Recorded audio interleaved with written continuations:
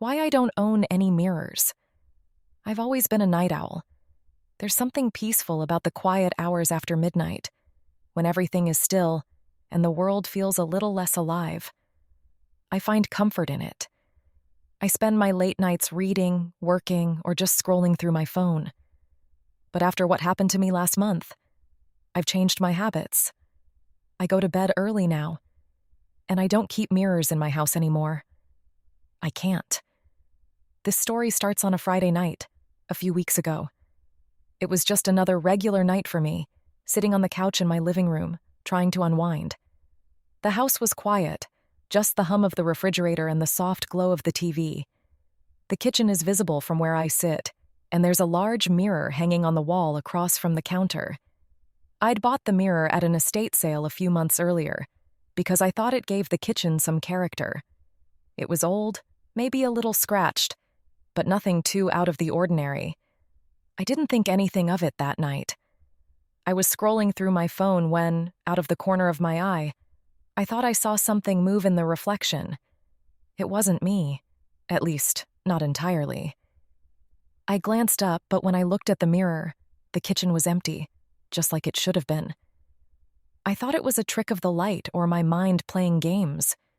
You know, you've been up too long, staring at a screen, and sometimes your brain just messes with you. I shrugged it off and went to bed, but that was the first time I noticed something odd. The next night, I was in the same spot, watching TV and scrolling through my phone. The mirror was there, in my line of sight, and I found myself glancing at it more often. I kept telling myself it was nothing, but the second I looked up, I saw him. A figure, tall and thin, standing in the reflection. He was wearing an old suit, the kind you'd see in photos from the 1920s.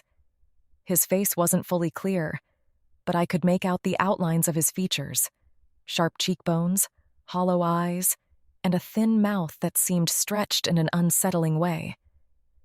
My heart skipped a beat. I turned around, expecting to see someone in my kitchen, but the room was empty. Nothing there. No one.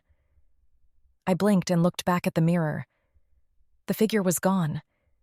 It was just me again, sitting on the couch, scrolling through my phone. I tried to brush it off, thinking I was just tired, maybe a little too focused on the reflection. But I couldn't shake the feeling. Something was wrong. By the third night, I was starting to get paranoid. I kept seeing that figure in the corner of my eye, and I wasn't sure if it was real or if I was losing my mind. So, I decided to do something about it. I set up my phone to record the mirror. It was an old phone with a cracked screen, but I figured it might catch something I missed. I sat on the couch, trying to act normal, like nothing was different. For the first hour, nothing happened. The kitchen was empty, and the mirror just reflected the soft light from the living room. But as the night wore on, I felt it. The temperature dropping. It wasn't just the usual chill that comes with the late hours. This was something different, something colder. Then, the whispering started. It was faint at first, like the soft rustle of paper, but as it grew louder, I realized it wasn't coming from the TV or outside. It was coming from the kitchen, near the mirror. I paused the video and listened carefully. It was hard to make out, but I swear I could hear low, raspy voices, like someone was trying to speak through a mouthful of gravel. I felt a cold sweat on the back of my neck. My phone began to buzz in my hand. I opened the camera app to check the recording, and what I saw made my blood run cold.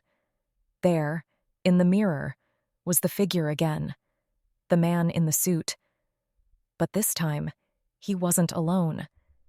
Standing next to him was a woman, her long dark hair wild and unkempt, her face contorted in a silent scream. Her eyes were wide, but hollow, like they were staring straight through me. She was standing directly behind the man, looking right at the camera, or at least, looking right at me. I froze. My heart pounded in my chest, and I quickly hit stop on the recording. The woman's face had been so clear, so terrifyingly real that I thought my mind was playing tricks on me. But it wasn't. I checked the video again, and it was still there. The figures in the reflection, looking at me like they knew I was watching. I didn't sleep that night. I stayed up, wide-eyed and nervous, staring at the mirror in the kitchen from my living room. The next day, I tried to tell myself it was just a bad dream, a product of stress, maybe even something I was projecting. I told myself I was imagining things. But deep down, I knew something was off. I couldn't ignore it anymore. That night, around midnight, I decided to check the mirror once more.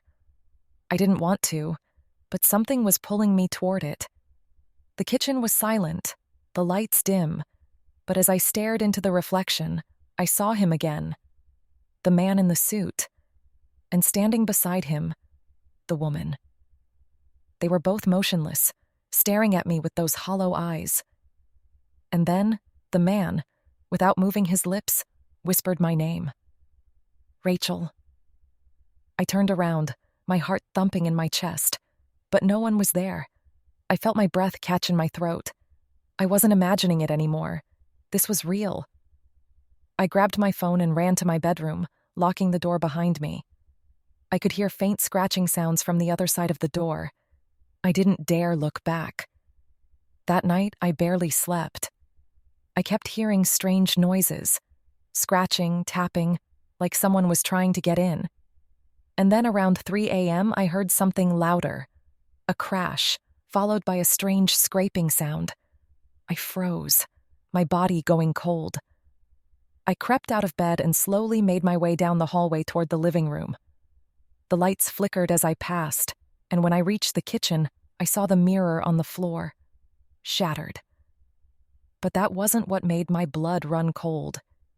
It was the handprints. They were pressed into the wall behind where the mirror had been. Dozens of them. Long, crooked fingers, as if someone had been clawing at the wall from the other side. And they weren't mine. I ran out of the house without looking back, barely grabbing my coat and phone. I stayed with a friend that night and never returned. The next day, I called a realtor and sold the house. I couldn't stay there. I couldn't explain what happened, but I knew something in that place was wrong. I had a few other strange experiences at my new place, but nothing like that. Nothing with mirrors. The worst part is, sometimes I still see the man and the woman. Not in mirrors. They don't need mirrors anymore. I see them in the reflection of windows, in dark corners, in the glass of a door. Their eyes are always on me, and every time I catch a glimpse, they smile. But it's not a smile of kindness. It's a smile of recognition. They're still waiting for me. I'm not sure what they want, but I'm not going to find out. And that's why I don't keep mirrors anymore.